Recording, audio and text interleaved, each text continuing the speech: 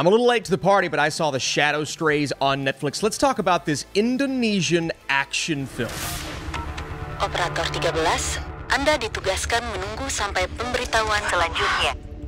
Komitmen dan dedikasimu selalu kami hargai. So 13, a 17-year-old assassin, is suspended due to a sloppy mission in Japan. She meets 11-year-old Monji who loses his mother and then sets out to rescue him. Obviously, this movie's going to be rated R or TV mature for lots of blood, violence, action, gore, everything you expect from the director of The Night Comes for Us. And I've said this before, I'll say it again, one of my favorite action movies of that year, and maybe the best action movie that Netflix has ever done, ever brought us. Not that they were behind it, but this is a solid director, one that I was excited to see what the heck this movie was about, what it offered. I don't even know much about the actors here. Aurora Ribeiro plays 13. All right, I don't know much about her, but she gave a compelling lead performance, one that is, just like the movie, a vehicle for some visceral and often stunning action scenes and sequences. A movie that throws you into the fire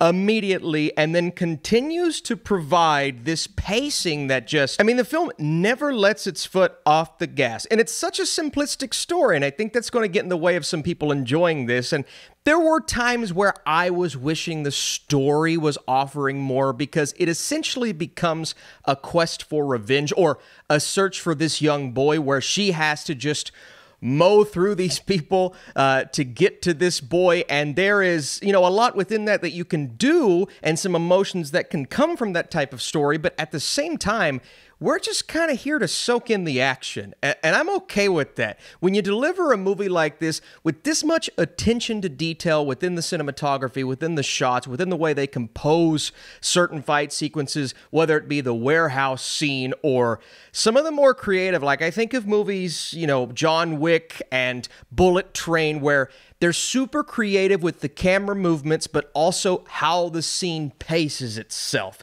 and how that keeps you on edge even through the slower moments in the movie. And there are slow moments in this film, in between the action sequences, and the movie's 2 hours and 30 minutes. Maybe it's a bit too long. But at the end of the day, I'm watching this going, every time we hit an action scene, I'm on the edge of my seat, I'm gripping my seat. It is so brutal, so bloody. She's a badass. There are multiple badass characters, 3 distinct kind of cartoonish, kind of comic booky villains here. And I say comic booky thinking more so like early days comic book movies where villains were just super over the top with their look and their feel. But I also enjoyed their screen presence. It's a lot of yelling, okay? It's a lot of people screaming at each other, but that's okay. Just, again, give me a vehicle, a story, characters, whatever, and a compelling lead to hold these action sequences. And seeing what this director has done before, I knew he could do it again. And guess what? He does. Wow. Indonesian cinema. This is something you have to be proud of if you're from our country of origin here. There's just so much love and passion behind this. And, you know, creating a world and creating characters, creating a compelling backstory. And again, I make that John Wick comparison, not to constantly make that comparison, because that's a very cliche thing of me to do. But they created and established something that became a franchise, became a beloved series of events. And while this definitely tells a contained story, there's so much here, even so much that we didn't sink our teeth into, to where I'm going, all right, that's interesting.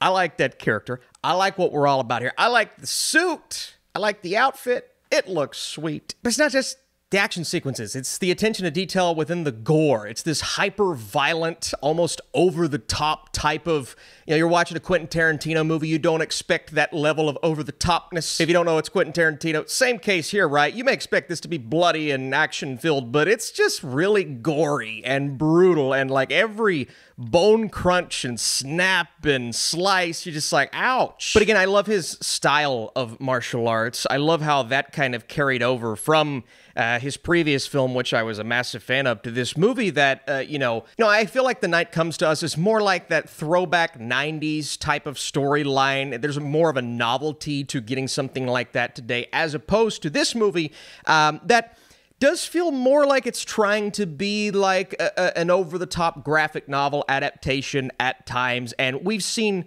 a few examples of those as of late that just haven't really delivered. But with this style of violence and action and the ninja aspect to some of these characters, it just makes for a cool world, and a world that I was, the more I learned about it and the more I learned about our lead character specifically in 13, the more I got on board with it. I like it a lot. And I could definitely see people watching this and saying, Austin, they're just trying to find creative ways to off henchmen.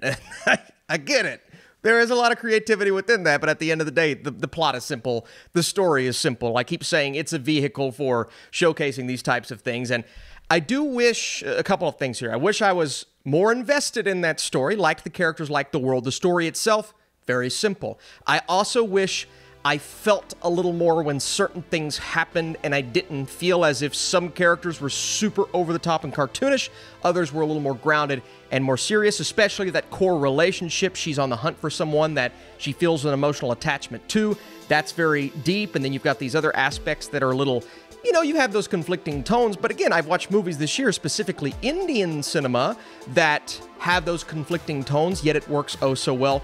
But now you have this Indonesian action flick that does similar things. It takes it a little over the top at times, but I'm still invested enough to say, hey, I'm having a kick-ass time, and you keep finding ways to dismember bodies, and I'll keep watching. If you don't like that, what are you doing watching this? Before I give you my score, you're watching The Shadow Strays on Netflix. Apologies again for being late, and we have some fun reviews coming this week. I may be watching Venom very soon. If you want to see a review, drop that thumbs up below. The Shadow Strays uses this simplistic story as a vehicle for creative action sequences, a great lead character, and more than a few kick-ass moments. It pushes the brutality to its limits and maintains its momentum through a rather lengthy runtime. I had a good time with this. I'd love to know if you had a good time with this. Thanks so much for watching, and I'll see you soon.